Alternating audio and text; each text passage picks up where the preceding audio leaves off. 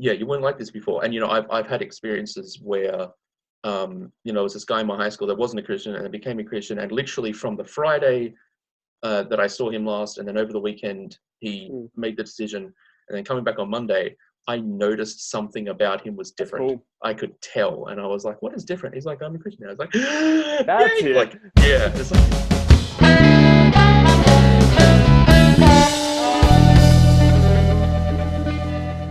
hi, everyone, and welcome back to another episode of Another Two Christian 20-something-year-old white guys do a podcast with me, Yahoo. Charles Ignatius Man, and you, Benjamin Peter Green. Woo. We did it. Okay. Third take. So ridiculous. Background, he took 3 takes to say my middle name. So frustrating. I don't know. I don't understand why David is the one I go to for you. It makes no sense. Must be a man after God's own heart. I assume so. Yeah, that's all I've got. Like that, right? So today's topic.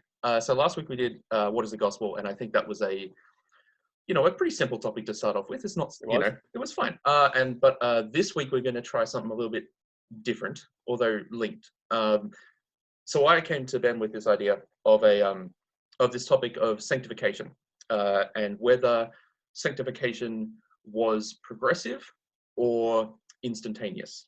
And this is a topic that I think as Pentecostals, because both Ben and I go to a Pentecostal church. We can have these kind of discussions, arguments about whether or not, it falls on like you are instantly this, or whether it is a kind of progressive kind of remaking. And so I was, it's just an idea about, something we could chat about. And I think it's a good one. I think it's a valuable one to have. I think it'd be good. And as well, whoever watches this, we'd love to hear from you guys. Any ideas and like topics you'd like us to chat about, because like we can come up with topics and we love doing that. But if there's things, because I know we have people watching this podcast now, which is cool. So thank you for watching. Thank you very much. But yeah, if you have topics you want to talk about, things you'd like to hear our ideas on, and just thrashing out together, because and sometimes we may not know heaps about the topic, but we sort of work it out together as we go, which is often a fun thing to do as well. But yeah, we'd love to hear ideas from you. And if there are people you wanted us to chat to in particular, I'm like, no promises we could get someone like a Neil Johnson or anything like that, but we are not nearly that important yet. No, never. But yeah, we'd love to hear ideas from you. But Charlie, let's start off. I reckon let's start with hearing a little bit of not so much your story per se, but what sort of got you interested in this kind of thing. Like why would I have picked you out of the millions of people that you know? Millions of people that I know. I'm like, what sort of got you interested in like theology and talking about this kind of stuff? Yeah, I guess. So I've been a Christian since I was like tiny. I grew up in church and all this kind of stuff. I did the whole salvation prayer classical thing when I was like 11. So I've been kind of involved in this thing from very, very young. I myself have always had this kind of teachery bent to me. Like I've always kind of had this sense of like, I want to help others. I want to be able to help them understand themselves and their place in the world and everything, and just the world in general. And I think growing up in church, I think what that kind of it's interesting. I love science and I love mathematics, and I'm a tutor in those kind of subjects. But there is just this, I think part of it was just this, if I wanted to be able to teach people about themselves and about how they fit in the world, I think the natural kind of fit for me was teaching people about this God that we serve, and the one who created the universe and came as a man to die, and what that means for us 2,000 years after the event. So I think that's what kind of drew me into it. And it took me a while to kind of get to the point where I was like, okay, I'm not going to be an engineer. I'm not going to be a scientist. I'm not just going to be a straight up teacher. I'm going to go to Bible college and actually get this thing done. So I'm in the middle of that right now. And so, I can't, having grown up in church, there's, I have all this kind of back knowledge, like kind of, this kind of formative stuff that I have all my ideas based on, but then being able to have a conversation with you, Ben, who are a pastor, it's it's good to have someone to bounce these kinds of ideas off, I think. Totally agree. Yeah, so and I really enjoy it, and it's good fun to kind of understand myself more and who I am in relation to God, and then be able to communicate who someone else is in relation to God through that. Yeah, that's awesome. Yeah, I think mine's like super similar in terms of like, I remember for years I wanted to be a primary teacher. Like that was like most of high school. That's what I wanted to do. Yeah, cool. And then with a whole bunch of just random events that happened, went to sign up for uni. The system didn't work and it crashed, and tried numerous times. Got a friend to come over and try and help me who knew the system, and he couldn't figure it out. But then at the same time, in like an instant, from like 5 or 6 years of wanting to be a primary teacher, in an instant, I went from wanting to do it to being like, I can't do this for the rest of my life. Really? Like sitting at my computer, I was like, I can't do this. And then in that moment, I'm like, I need to have a gap year. And then long story short, had a gap year. And during that time, I got the opportunity to lead, basically run our youth camp at my old church. My youth pastor, he's like, hey, you've got lots of free time, which I did. And he's like, do you want to like plan our youth camp? I'm like, sure. He did all the preaching and stuff, but I did stuff behind the scenes. And that sort of like got me interested. And anyway, then ended up 2 years later doing an apprenticeship at my church, just because I was a little bit interested potentially in ministry.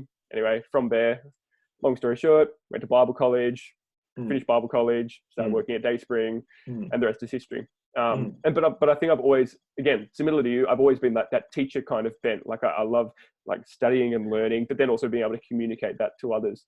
And it's just great that I can do it in like a Christian context, being able to take the word and simplify it for people to help them understand like who God is. And I love threshing around big ideas as well, like getting stuff that people often maybe don't talk about, or things that we find hard to talk about sometimes. I love sort of just being like, let's just do it, because see what happens. See what happens. All right, so let's get to the meat of today, because we're trying to limit ourselves to chatting for half an hour. So the editing process is not a pain. Yeah. So we're already we've got like a few different things. I know we can do this though. So I think the first point of call is we need to define what sanctification is. Sure. Yeah, I totally agree. And so I think important things is when we look at the biblical portrayal of sanctification, you can probably narrow it down to two major ideas. So you have instantaneous, and I guess another way of saying it is positional sanctification, and then the other one is progressive sanctification. So that's kind of like what we're going to chat a little bit about, just to define it. Absolutely, and bring out a few Bible verses and sort of talk through them where they sort of fit in the grand scheme. So do you want to take the first one? Yeah, sure. Yeah, that sounds like a good plan. Okay, so so we've got sanctification. I feel like just putting a definition on sanctification, just the word itself, I think is helpful. So sanctification, at least for me, in my head, my running definition is being wholly set apart, and like is kind of the word itself. But then in a Christian context, it's like we are being made like Christ, I think is probably the best way that I would kind of summarize it. And then in my head, you can't separate Christ from the Godhead. So you're not just being made like Christ, you're being made like God himself. Yep. And I think as well with that, by God himself. Yes, exactly. Yeah, absolutely. Yeah. So it's not, yes. So first off, not anything we do, totally him all the time. Nothing we can do would ever make us like God in any way, shape or form, except by the fact that we were made in his image. But that's even that is. Yeah. So the first thing, so this first idea that we kind of see in scripture is we have this kind of, when we become a Christian, whatever that looks like, we are immediately changed into something that resembles God. Like, and I guess the conversation we're going to have here is whether that happens immediately or whether it happens over a period of time. And so this first thing that you kind of find, so we'll jump up. I think we'll just jump straight into the text, I think. Do it. So if we jump to John 17, which I'm going to pull up here. So John 17, just to tiny snippet of context. This is Jesus' last big prayer before essentially his crucifixion, is what I understand it to be. And so John 17, specifically verse 17. It says, "Sanctify them in the truth. Your word is truth." Now, I'm going from the NRSV, so there might be, so different translations. So if you have something different, then I've got NIV, so very similar. "Sanctify them by the truth. Your word is truth." Yeah, cool. So like there's a kind of, I guess from here there's a kind of sense of like sanctify as a kind of definitive event. Like sanctification as an event, it's something that happens and then it's done. And then kind of and then the rest, like coming down to probably the end of that passage, probably verse 19 is probably the most significant there. "For their sakes I sanctify myself," this is Jesus, "so that they also may be sanctified in truth." So there is this kind of sense of there is an immediate thing that happens when something is dedicated to God and set apart for the purposes of God. I think what's interesting in that as well is that Jesus is sanctifying himself. But it's very interesting, Like, how does that work? I'm like, Jesus is already holy, and like, how does he sanctify himself? And so the thing I was saying to you, Charlie, earlier, I think it's talking about that Jesus is setting himself apart for like God's service in going to the cross as the high priest on our behalf, so that we can be, well, the disciples here, truly sanctified, truly then washed and made holy. Yeah, absolutely. I totally agree. And there's also, and in my head, from my studies from Israel scriptures, there is this kind of sense of like, this is a sacrifice, and the sacrifice also needs to be consecrated and made holy and all this kind of stuff. So there's there's both the priest, the high priest, being sanctified and purified and set apart, and then also the sacrifice. And so it's a double meaning, which is pretty cool. But it does kind of seem that there is a definitive event, like it happens. And then we have a few other things on that line. So we've got Acts 20. Chapter 20.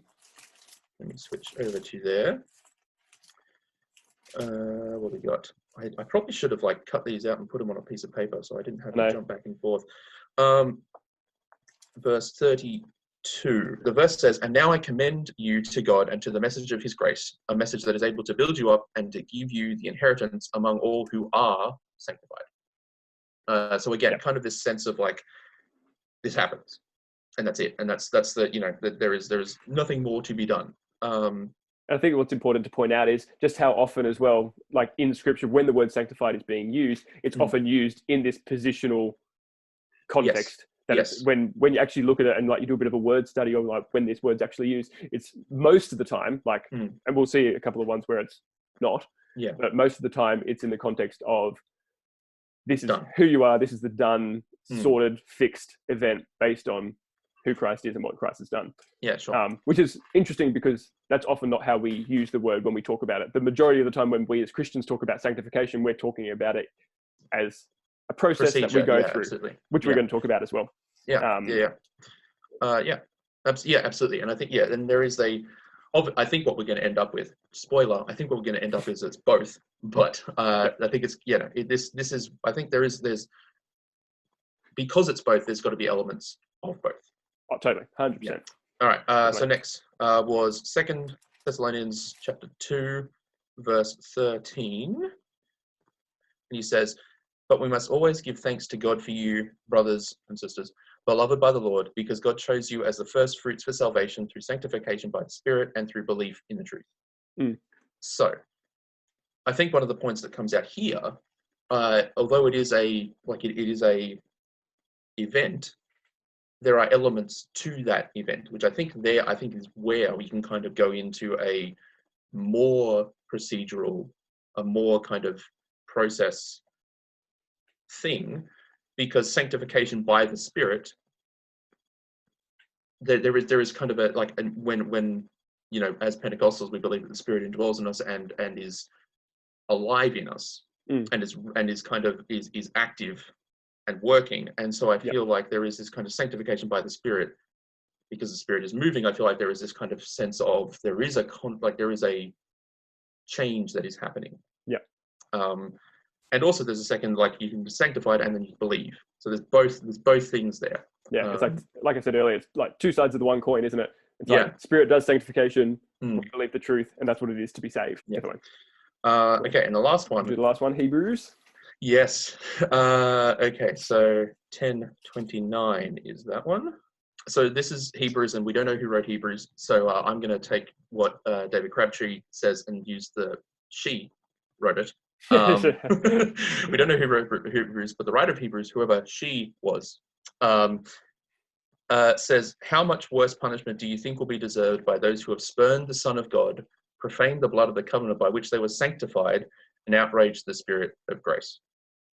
So that's pretty brutal. And this comes in kind of the context of Hebrew Christians apparently going back to believing that they are saved by keeping the law, which is not at all. This is, it's a very kind of Pauline idea, but it's probably not. It's not unique to Paul. Yeah, not unique, yeah, but it's like they're going back to that, and essentially the writer of Hebrews is like, it's not how it works anymore. You don't get it. You're just not getting it. So it's like, but by which they were sanctified. Again, it is kind of this definitive idea of like you are changed once. Yeah, and I think what he says here, like I think the language is so strong that he says, "True to the blood of the covenant that sanctified them, and it was insulted the Spirit of grace." Like I think that's a big point to actually say that to rely upon something else for my sanctification positionally, apart from what the Spirit of grace has done in me through Jesus.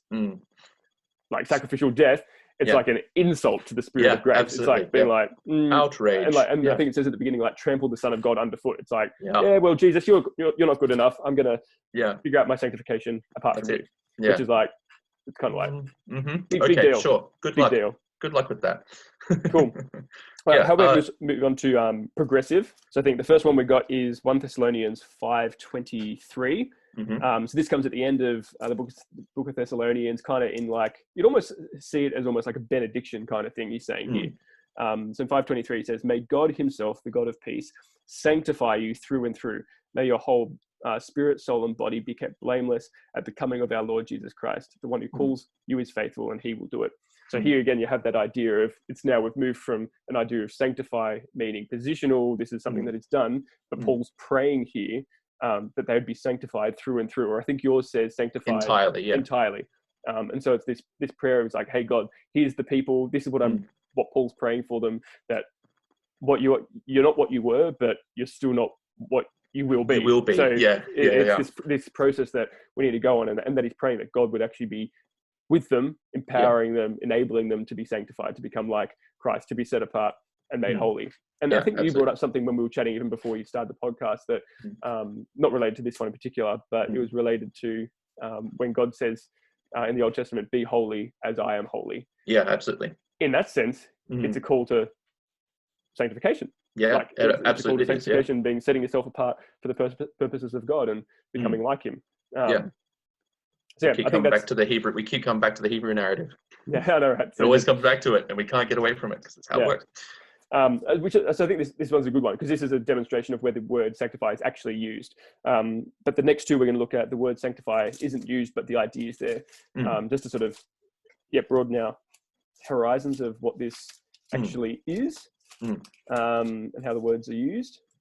So what is it? 2 Corinthians chapter 4 verse 16 says, therefore we do not lose heart, though outwardly we are wasting away, yet inwardly we are being renewed day by day.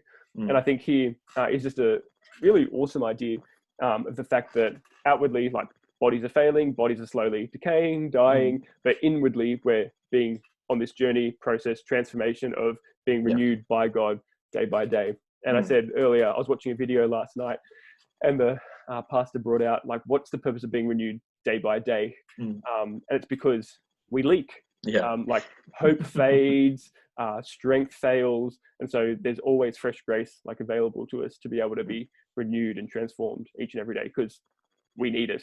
Absolutely. We can't. I think it's that thing of like, we can't be reliant upon yesterday's bread for today's whatever today brings. So that's why we need like daily renewal. Absolutely. In all that. And we should say, when we talk about grace, there is, I mean, I would assume that most people watching would be on a similar page to us, but when we're talking about grace, actually, you know what? Just go and read anything by Gordon Fee, just basically anything by Gordon Fee is great for this kind of. So when we're talking about grace, we're kind of talking about grace as a synonym for the Holy Spirit, for God's empowering presence moving in us and through us, and perfecting us. So that's what we're kind of using grace for. But go and read anything by Gordon Fee, and just get that in you. It's just really amazing. Good. I know. And then let's do the last one, because time is marching on. Oh goodness. How much longer do we have? This is surely we have done 25 minutes. Oh no. We are good. No. We can do this, Charlie. Can we? Right. I don't know if we can. Then we've got Romans 12:2. So this is a classic one. You probably all know it. Do not conform to the pattern of this world, but be transformed by the renewing of your mind. Then you'll be able to test and approve what God's will is, his good, pleasing, and perfect will. So again, here, that idea of be transformed, not stay as you are, not cool, you're saved, now do whatever the heck you want. It's be transformed. And how the process is by having your minds renewed. And so that's the process of our minds beginning to think like God, think like Jesus, so that we then act and are able to, I think, it's like when you're presented with a situation, you're able to approve and test. It's like, would living this way actually be God's will? But you can only have that if your mind's being renewed. Yes, absolutely. Totally. So there, again, we have process. So I think basically what we've come to the conclusion of, Scripture portrays this idea of sanctification as being a both and, not either or. It's not positionally sanctified and then that's it. It's that you are both sanctified positionally and then sanctified as a process ongoing for the rest of your life until the day Jesus returns or you die. Yeah, I mean, whichever comes first. Whichever comes first. Yeah. Cool. So let's ask this question. Why does God sanctify or transform us slowly? Why not, Charlie, when I became a Christian, however many, when I was a kid, why not at that point does God just not go zap, boom, I live perfectly? Why does he allow me to endure a life of just on, like, the way we describe it is like imagine a trajectory. It's not a trajectory. It's like a up, up, but there's a constant movement of going upwards with obviously dips and setbacks and failures and slipbacks and failures and that sort of stuff. So why does God allow that rather than just being like, just happen? Yeah, I don't know. I think I don't know. I think it's a good question. I think when you asked me about this, I immediately kind of thought of this same kind of question that feels the same in my head, is like, why, when we become a Christian, do we not just instantly die and go to heaven? Like that was it feels you could ask the same thing in my head. It feels like the same, like a similar question. I think for me, I think the reason that we are not instantly transformed into the likeness of Christ is because we are human.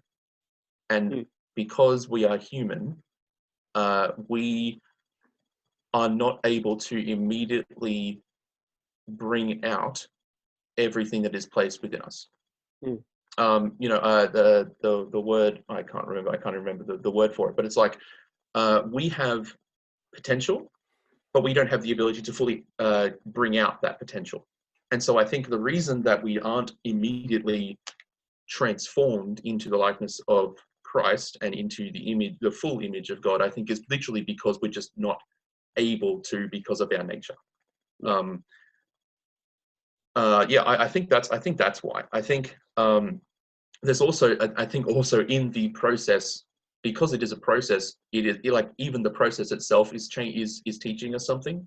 Like there is this idea that there's this idea that we need to be patient on the journey to get to the point where we are more like Christ. And the fact that we can see the end point and yet can't get there, that also is teaching us something, I think. I was going to say, I think my thought was like, how's God going to get most glory through it? And I think, and this is from a human perspective, it's hard to say like one way or another. It's like we don't know the mind of God and his purposes in doing everything. But I'm like, I think in one sense, God decided that this was the way he was going to get most glory through choosing to make it happen this way. I'm like, sure, he could have chosen to do it boom straight away, like a magic on our lives, and we would all be good. But he chose to do it this way, obviously for a purpose, and he's decided through this purpose he's going to get most glory through it. And I think, I guess, a bit of insight into that, it might be the fact that in the process of sanctification, we're making choices that choose to honor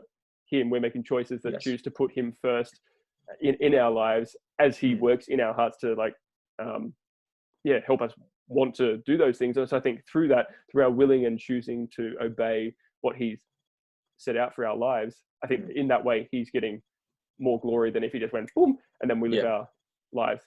Yeah, absolutely. And it's hard to say what the other side could have been because we don't have the other side. So, I mean, if you're just immediately become, I mean, it's, you know, the argument against why aren't we just taken to heaven when we become saved is because then no one else would become saved. Like, we couldn't tell other people about it. It's like, there's nothing there. And I think it probably is similar with this. It's because, yeah, like you were saying, God gets glory because other people can see that we are being changed. Yep. And I think, and that in itself is a testimony for, you know, other people to go, you've changed. What is it about you that's changed? Why are you acting differently? You weren't like this. Yeah, you weren't like this before. And, you know, I've had experiences where, you know, there was this guy in my high school that wasn't a Christian and then became a Christian. And literally from the Friday that I saw him last, and then over the weekend, he made the decision. And then coming back on Monday, I noticed something about him was different. Cool. I could tell. And I was like, what is different? He's like, I'm a Christian now. I was like, that's it. Like, yeah, it's like, it makes it like, yeah, there's a visible is kind of weird, but like, there's a difference. And there's I think a tangible expression of something changed. Absolutely. And I think if it were just all, and then you could, and then I knew him, you know, I was pretty good friends with him all the way through, and you could see that he was changing all the way through. Yeah. And I saw that and I was like, that's really cool. Yeah, like awesome. Like I can see that God is making you into the more perfect version of yourself. Yeah. And yeah, so like that I think was, yeah, I agree. I think there's definitely this, like, the process is important. And I think even, you know, you see that all through Israel scriptures as well. Like, the process is just as important as the destination. In fact, most of the time, the journey is in fact more important than the destination. It's what you learn along the journey that actually gets you to the place that you get. So yeah, so I think that leads really well into the final thing we're going to talk about with our 2 minutes remaining. Can you be saved without being sanctified? I'm going to say no. Me too. Yeah, I think well, I mean, I've talked a lot. What's your reasoning behind? I think my reasoning. You would say no. Yeah. What's your reasoning? So I think I would say no because I don't think the two are I think they're inseparable. That's where I come down to. I don't think you see in the New Testament ever a position of someone who is saved and yet in some way being sanctified. Now, take the Corinthian church, for example. They were in all sorts of messes, but then you read, I think in 2 Corinthians, he's like, I know I hurt you with my first letter. He's like, I'm glad I did so because it actually produced repentance in you, godly sorrow, and it led you back to a new life. Yeah, absolutely. And so in that sense, you can say they're saved because there was that transformation that they were able to see. And so I never want to put the emphasis on sanctification as the proof that you are saved entirely. No. I think you always want to look to Jesus. It's like, where's my faith? Where's my hope? Is that in Jesus? But absolutely. I think a secondary, and I have that as a really big, a huge thing that you look to. But I think also another evidence that you are saved is the work of sanctification in your life, that you are being transformed into Christ's image more and more throughout. And it's not just over a period of 5 years. It's like over the course of your life, is there this gradual transformation and change? And it's going to be to varying degrees one way or another in our lives. So I say no. I don't think you can be saved and not sanctified. I think they're two sides of the one coin. I totally agree. Yeah, and I think the outward evidence is not just for like the Christian knows where their faith is placed. Exactly. And going through crisis of faith is not not where we're going to here. But like there's this this idea of like, I am going to choose to trust Jesus. Yeah. And it is in that constant choosing day by day that you are changed, and that change, I think, is evidence to other people. I think that's I think what you've got the faith that you believe and you have, that and then other people can see that that because of the way that you act. And I think that I think is part of it. I think it's important how you act. And this is how if someone I have seen people and I've known people that have said they're Christian, but then you look at the way that they act, you look at the way that they behave, and it doesn't feel like it matches up. And obviously, you can't judge a book by its cover. No, absolutely, you can't do that. And there is a constant. Obviously, everyone starts somewhere. Exactly. But that there is this kind of sense of I'm not seeing any change in you. And I feel like, there's biblical precedent for going, hey, are you okay? Obviously it's relational. So you have to be able to, go up to the person and go, hey, friend, I know you. What's happening? Are you okay? Yeah. Have you gotten this? And that, you see that in Paul exactly when he talks to Corinthians and all this kind of stuff. So I think, there is this kind of, sense of there is an outward effect or an inward transformation, and out of that your behavior changes. Because I think faith will produce new affections for you, like from what you wanted beforehand, and it's not all going to be perfect straight away, but it's going to produce in some sense a new affection in your heart for Jesus and wanting to live his way, because beforehand you wanted nothing to do with Jesus. And so if you see someone who still wants nothing to do with Jesus in the way that they're living and in obedience to him, I think it makes you want to question. It's like, have you actually understood the gospel and who Christ is and what he actually did for you? Absolutely. I think that's where you just go back to basics for someone like that. But Charlie, we're at 37 minutes. We've nearly done it. We nearly did it. I feel like this is just how it's going to be. Like, we're going to get to like almost, and probably we nearly did it. I could go on with these kinds of conversations for hours, but our viewers might not be able to. No, which is fair enough, and I appreciate I appreciate the viewers, however many of you there are, and for whoever sticking stuck it out around. with us. Yeah, well done. Awesome. Absolutely. Well, thank you to all for watching. Thank you very much. Subscribe, smash that like button. Don't say that. I said it last week. I've done it again this week. It's not worth it. It's really not worth it. And send us questions, feedback, comments, thoughts, ideas, suggestions. Awesome. Yeah. Thank you very much, guys. We'll see you next time. See you next time. Bye.